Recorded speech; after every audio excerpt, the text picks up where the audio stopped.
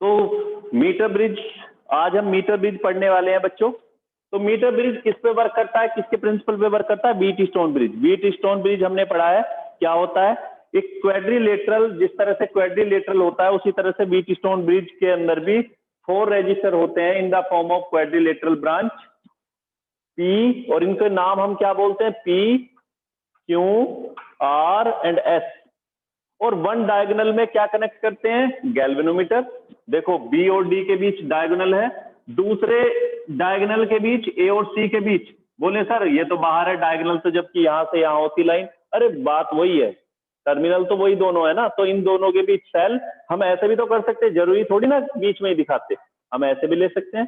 देखो जब कभी भी एक लाइन को हम वायरिंग दिखाते हैं और वायरिंग में एक वायर दूसरे को क्रॉस करके जाता है तो उसको लूप बना देते हैं। लूप से मतलब ये होता है कि इसके ऊपर से, जैसे मेरी अभी ये फिंगर है और इस फिंगर के ऊपर ऐसे लूप आती है, मीन्स दूसरी वायर इसके ऊपर से ऐसे गुजारते हैं। उसी तरह से लूप को हमने ऐसे निकाला, तो हम ऐसे भी कनेक्ट कर सकते थे, यहां पर, यहां से लेके और एक गैल्वेनोमीटर को यहां कनेक्ट कर देते, तो होता ना डायगोनल। तो हम फिगर जल्दी बनाने की वजह से तो एक डायगोनल में क्या कनेक्ट करते हैं? गैल्वेनोमीटर, दूसरे में सेल। तो उसी तरह से है, तो परेशान नहीं होना है, ये हमने गैल्वेनोमीटर कनेक्ट किया इस तरह से। अब जरा यहां समझो बच्चों, जरा मैं 4 पॉइंट दूंगा उसी तरह ए बी सी डी, जैसे 4 रजिस्टर वहां है ऐसे ही 4 यहां भी हैं। और 4 कहां कहां पर है? देखो हमें क्या, किस लिए यूज करते हैं मीटर ब्रिज को? अननोन रेजिस्टेंस निकालने के लिए। रियल में भी दिखा दूंगा कैसा होता है। अभी हम यहाँ पे क्या करते हैं? एक रेजिस्टेंस बॉक्स कनेक्ट करते हैं। रेजिस्टेंस बॉक्स में एक रेजिस्टेंस होगा और वो, उसका जो रेजिस्टेंस होगा उसकी वैल्यू को क्या बोलोगे? पी। यहां पे एक रेजिस्टेंस बॉक्स बनाते हैं, ये एक रेजिस्टेंस बॉक्स है, यहां ये टर्मिनल और इसको निकाल के ऐसे लेके आते हैं, ये रेजिस्टेंस बॉक्स। तो ये रेजिस्टेंस बॉक्स को हम कौन सा रेजिस्टेंस बोलेंगे? पी, जो यहां पे। अब देखो P और ये R दोनों एडजेसेंट साइड हैं। एडजेसेंट बोलते हैं वो दो साइड जो जिनका वर्टेक्स एक कॉमन है।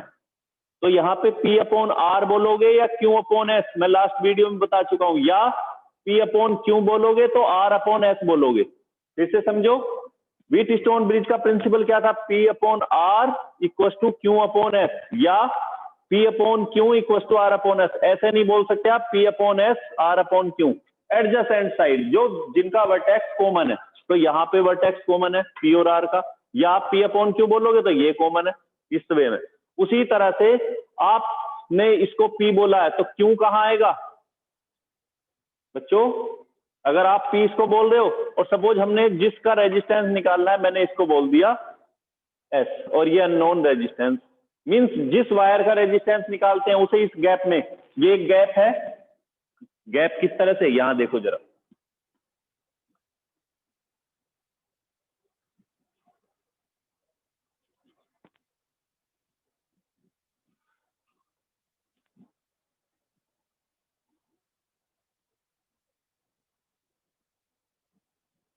दिखाई दे रहा है? ये हमारा स्केल, ये वाला, और इसमें ये वाला जो पोर्शन है,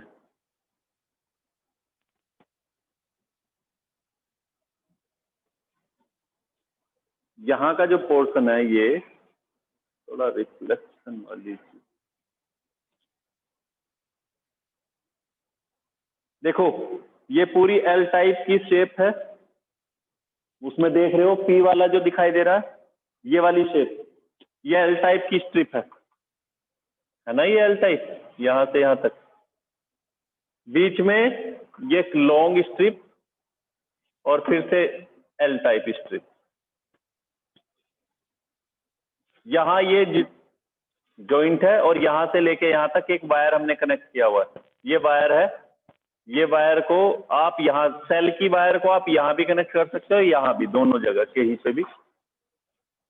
ये हमने यहां पे कनेक्ट।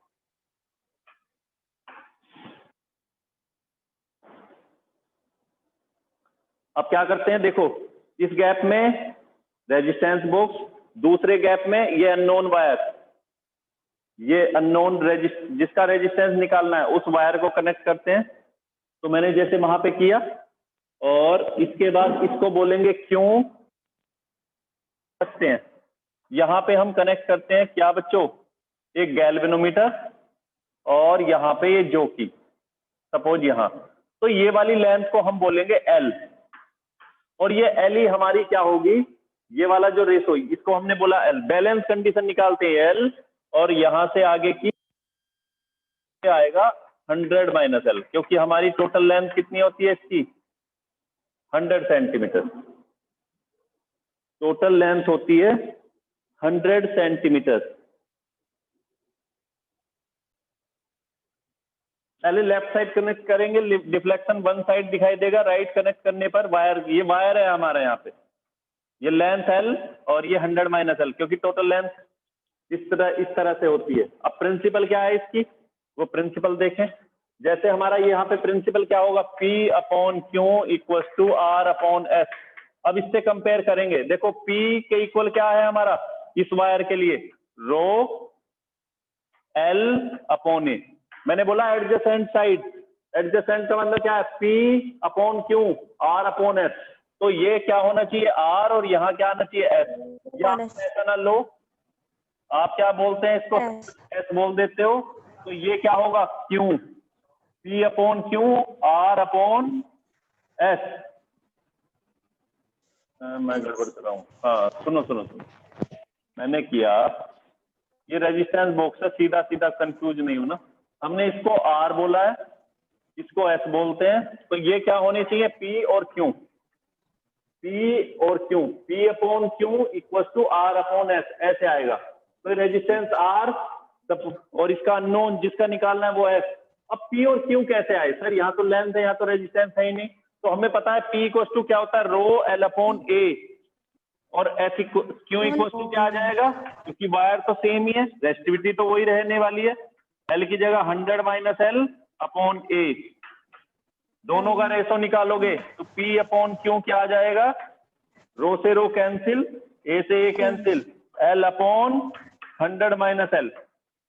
इसकी जगह पुट करें तो क्या आने वाला है, L upon 100 minus L equal to R upon S, और हमें क्या चाहिए, S चाहिए, है ना। तो S की वैल्यू क्या आ जाएगी यहाँ से, S इक्वल टू 100 माइनस, देखो S इक्वल टू, S की वैल्यू निकालनी है ना वैसे अननोन की, तो R multiply 100 minus L upon L, ये हमारा फॉर्मूला बन जाता है। इस तरह से हम जिस वायर का रेजिस्टेंस निकालना होता है, पहले रेजिस्टेंस निकाल लेंगे फॉर्मूले से ये, और अगर रेजिस्टिविटी निकालनी होती है किसकी, इसकी, तो देखो रो मैंने इस वायर का कंसीडर किया है। अक्सर बच्चे इसमें गलती करते हैं जब मीटर ब्रिज का प्रैक्टिकल करते हैं, क्यों, क्योंकि वो यहां भी रो ले लेते हैं और वहां भी रो। तो याद रखना रो है हमारा इसके लिए, उस वायर की रेजिस्टिविटी अलग होगी, तो उसको आप क्या ले सकते हो, डैश में, और उसके लिए फॉर्मूला क्या आता है, प्रैक्टिकल आता है, मीटर ब्रिज की हेल्प से किसी अननोन वायर की रेजिस्टेंस मेजर करना, और दूसरा रेजिस्टिविटी निकालना। तो रेजिस्टेंस तो हमने निकाल लिया, कैसे निकालेंगे फिर से समझो। रेजिस्टेंस बॉक्स से रिक्वायर्ड रेजिस्टेंस निकालोगे, प्लग निकाल लेंगे, तो जितना निकालोगे उतना रेजिस्टेंस अप्लाई हो जाएगी, उसकी वैल्यू R। किसी लेंथ पे एडजस्ट करोगे जोकी को, ये जोकी यहां से एडजस्ट हो गई सपोज L लेंथ पे, एडजस्टमेंट का बताया था क्या होता है कि जब डिफ्लेक्शन 0 पे रहता है, ना लेफ्ट मूव करता है और ना ही राइट साइड मूव करता है, तो 0 आएगा, तो ये L, तो ये 100 माइनस L। ये किस तरह से आया ये समझ जाना, R अपॉन, या तो P अपॉन Q किया तो R अपॉन S, है ना, P अपॉन Q तो R अपॉन S। P की वैल्यू इस वायर के लिए, रेजिस्टेंस वायर के लिए क्या होता है formula, resistivity length upon cross section area. तो Q क्या होगा, अब Q की वैल्यू यहां से, क्योंकि मैंने इस पॉइंट को D बोला है, D से लेके C तक की, यहां था ना, C से D तक का रेजिस्टेंस, यहाँ हालांकि S है, तुम्हें कंफ्यूजन हो रहा होगा कि पॉइंट के, सपोज यहाँ पे सर A और B के बीच का क्या था, बताओ बच्चों, A और C के बीच सेल कनेक्ट की, और इस पॉइंट को मैंने बोला B, A और B के बीच का, ये हमने लिया R, ये ले ले S, और ये P और ये Q। अब थोड़ा सा पहले दूसरी तरफ बीच स्टोन ब्रिज में हमने P क्यों लिया था, तो क्योंकि इस डायग्राम के अकॉर्डिंग, तो P क्यों यहाँ आ गया, A और D के बीच, A और D के बीच रेजिस्टेंस P, यहाँ D और C के बीच का रेजिस्टेंस Q, D और C के बीच का रेजिस्टेंस Q, A और B के बीच का, इस पॉइंट को B बोलोगे, A और B के बीच का यहां से ये A हो गया क्योंकि स्ट्रिप A की पॉइंट है यहां तक, ये B पॉइंट यहां है, ये वाला, ये B दिया हुआ है, तो A और बीच का R ये बोला हुआ है, और B और C के बीच, B और C के बीच कितना है S यहां पर। तो व्हीट स्टोन ब्रिज के से कंपेयर करके हमने देखा तो Q इक्वल टू रो, लेकिन वायर की लेंथ इस बार कितनी बचती है 100 माइनस एल अपॉन ए, कैंसिल करोगे तो ये आ जाएगा। तो मीटर ब्रिज से क्या निकालते हैं हम, अननोन रेजिस्टेंस, अननोन वायर की रेजिस्टेंस निकालते हैं जो यहां से निकल चुका है। अब रेसिस्टिविटी निकालनी है इस वायर की, तो रेसिस्टिविटी के लिए फॉर्मूला क्या करोगे, एस निकाल चुके, तो एस रेसिस्टिविटी का फॉर्मूला क्या होगा, एस इक्वल टू, हमने पहले रो बोला है तो इसको क्या बोल दें, रो डैश।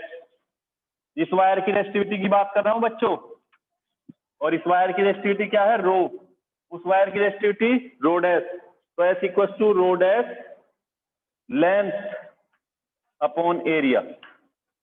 सपोज इस पूरी वायर की जो अननोन वायर लोगे आप, लेंथ तो मेजर करोगे ना भाई, जब तभी तो कनेक्ट किया करोगे।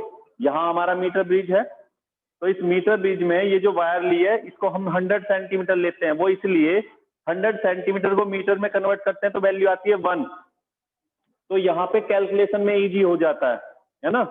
बाकी क्रॉस सेक्शन एरिया को कैसे मेजर करोगे, डायमीटर निकाल के, पाई आर स्क्वायर फॉर्मूला होता है, और अगर आर को डी में कन्वर्ट करें तो पाई डी स्क्वायर अपॉन 4 फॉर्मूला बनेगा, आर की जगह डायमीटर है ना। तो एरिया भी निकाल लोगे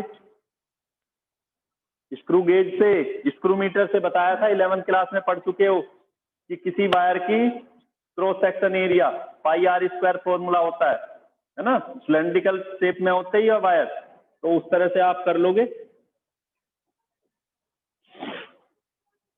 और आपको चाहिए क्या इसमें, रो डैश, और rho dash equal to S A dash upon L, इस तरह से आप इसकी रेसिस्टिविटी निकाल लेते हैं।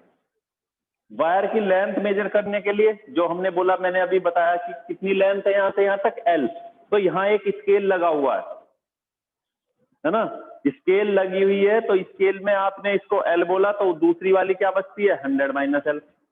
पोटेंशियोमीटर में और इसमें बस एक डिफरेंस है, पोटेंशियोमीटर में मैंने बोला था ड्राइवर सेल और जितनी प्राइमरी सेल होती हैं, जिस टर्मिनल पे वो पॉजिटिव कनेक्ट होता है वहां से लेंथ मेजर करना शुरू करते हैं। इसमें ऐसा कुछ नहीं है, आपने यहां से मेजर किया और यहां तक का एल है तो बाकी बचा हुआ 100 माइनस एल, मान के चलो ये यहां से यहां तक 30 है, तो आगे कितना बचता है 70। तो इस तरह से हम इसको कर लेते हैं। ये चैप्टर आपका फिनिश, इसके बाद हम नेक्स्ट वीडियो में नेक्स्ट चैप्टर करेंगे। बाकी कुछ न्यूमेरिकल्स हैं वो आप करना इसके ऊपर, जो एनसीईआरटी की बुक्स में है या कहीं दूसरी जगह से जितने भी न्यूमेरिकल कर सकते हो